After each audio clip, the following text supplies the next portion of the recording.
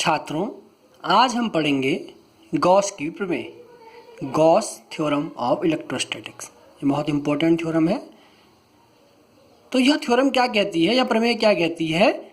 इस प्रमेय के अनुसार किसी बंद पृष्ठ से गुजरने वाला कुल वैद्युत फ्लक्स फाई ई उस पृष्ठ द्वारा परिबद्ध कुल आवेश Q का 1/ε0 गुना होता है। क्या कहती है प्रमेय? गॉस की प्रमेय क्या कह रही है?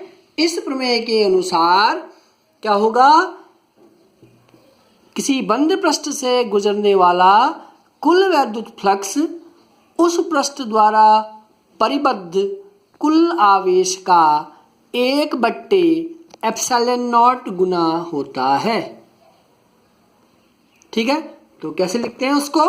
फाई ई बराबर close integration E dot D S Q/ε0।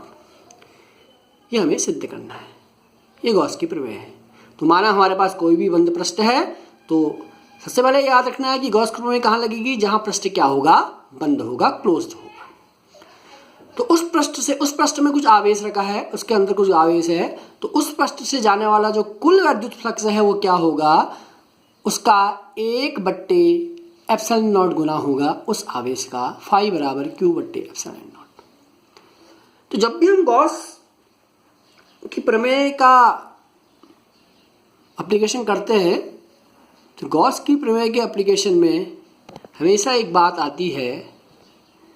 क्या बात आती है वो?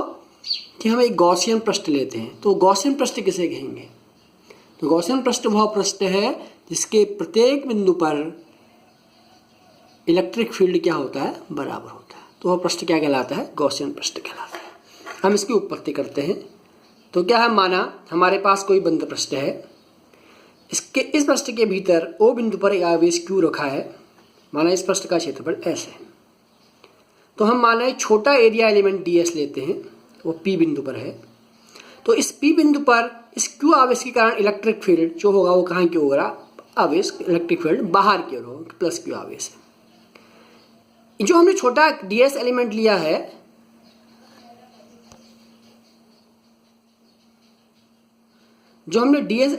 है, इस ds एलिमेंट का जो एरिया वेक्टर है वो कहाँ की ओर होगा? बाहर की ओर होगा। ये एरिया वेक्टर कहाँ की ओर है? बाहर की ओर है। इन दोनों के बीच का कोण कितना है? थीटा।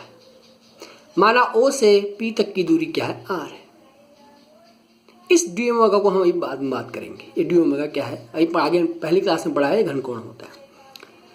तो इस बिंदु P पर प्लस Q आवेश के कारण उत्पन्न वैद्युत क्षेत्र E है।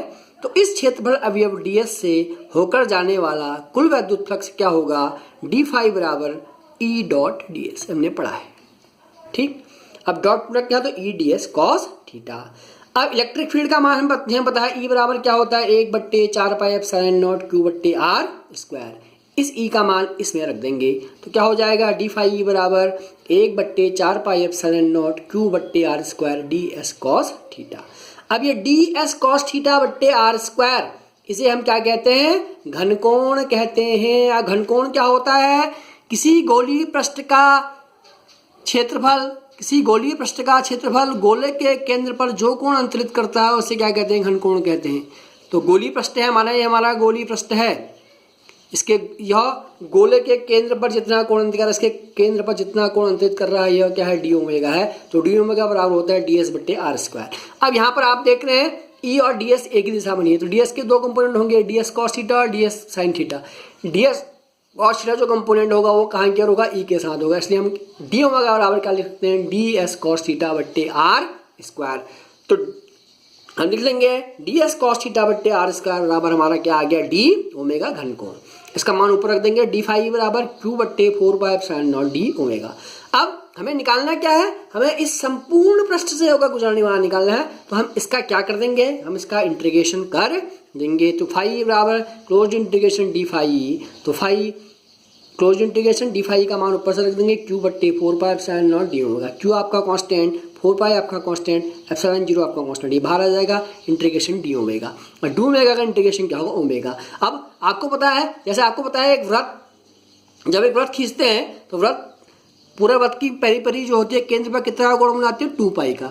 ऐसी घनकोण में कितने का कोण बनता है 4 पाई का। तो हम डी ओमेगा की जो क्या रख देंगे 4 पाई। 4 पाई से 4 पाई कैंसिल हो जाएगा तो बच जाएगा q बट्टे एप्सिलॉन नॉट। तो फाई बराबर closed integration E dot D S बराबर q बट्टे एप्सिलॉन नॉट।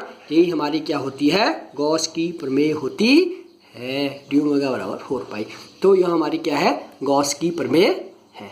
ये बहुत इंपॉर्टेंट है, बोर्ड के एग्जाम से ही बहुत इंपॉर्टेंट है। और उसके बाद हम जब इसके एप्लीकेशन पढ़ेंगे तो हमें एक चीज़ यहाँ याद करनी है जो हमें पता होनी चाहिए, सतत आवेश का वितरण कंटिन्यूअस चार्ज डिस्ट्रीब्यूशन क्या होता है। अब कंटिन्यूअस का मतलब ये आपको एक समान, यदि हमारे पास कोई पृष्ठ है और उस पृष्ठ पर आवेश एक समान रूप से वितरित है और उनके बीच आवेश की बीच की जो दूरी है बहुत कम है तो उसे हम क्या कहते हैं कंटिन्यूअस चार्ज डिस्ट्रीब्यूशन या सतत आवेश वितरण कहते हैं। तो यदि आवेश किसी पृष्ठ पर एक समान रूप से वितरित होता है तो उसे हम क्या कहते हैं सतत आवेश का वितरण कहते हैं। अब आवेश का वितरण हो गया तो उसमें आवेश का घनत्व भी होंगे। तो सतत आवेश के वितरण के घनत्व 3 प्रकार के होते हैं। एक होता है रेखीय आवेश का घनत्व, एक होता है पृष्ठीय आवेश या क्षेत्रफल आवेश का घनत्व, तीसरा होता है आयतन आवेश का घनत्व। क्योंकि हम 1 डायमेंशनल 2 डायमेंशनल और 3 डायमेंशनल, तो हमारे 3 तरह के प्रश्न हो सकते हैं। एक 1 डायमेंशनल एक ही डायमेंशन का हो, जैसे लंबाई हो या चौड़ाई हो या ऊंचाई हो। दूसरा 2 डायमेंशनल जैसे हमारा वृत्त होता है, और तीसरा 3 डायमेंशनल जो हमारा गोला होता है। तो रेखीय आवेश का घनत्व को हम लैम्डा से डिनोट करते हैं, पृष्ठीय आवेश के घनत्व को हम सिग्मा से डिनोट करते हैं, आयतन आवेश के घनत्व को हम रो से डिनोट करते हैं। ठीक, तो रेखीय आवेश का घनत्व लैम्डा बराबर होता है q बट्टे एल। q बट्टे एल का मतलब प्रति एकांक लंबाई पर जो आवेश होता है उसे क्या कहते हैं रेखीय आवेश घनत्व कहते हैं।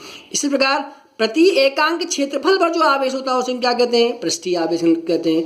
इसी प्रकार प्रति एकांक आयतन पर जो घनत्व होता है उसे हम क्या कहते हैं आयतन आवेश घनत्व कहते हैं। तो लैम्डा बराबर रेखीय आवेश घनत्व लैम्डा बराबर होता है q बट्टे एल, पृष्ठीय आवेश घनत्व सिग्मा बराबर होता है q बट्टे ए, और आयतनीय आवेश घनत्व रो बराबर होता है q बट्टे वी। ये प्रति एकांक लंबाई पर, ये प्रति एकांक क्षेत्रफल पर, ये प्रति एकांक आयतन पर।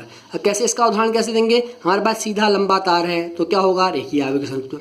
हमारे पास वही तार है, उस तार को हमने मोड़ दिया, बेंड कर दिया, वृत्त बना दिया तो क्या हो जाएगा क्षेत्रफल आवेश घनत्व। और हमारे पास कोई बॉल है, उस बॉल में आवेश का वितरण जो पृष्ठ पर होगा वो क्या होगा आयतन आवेश घनत्व होगा।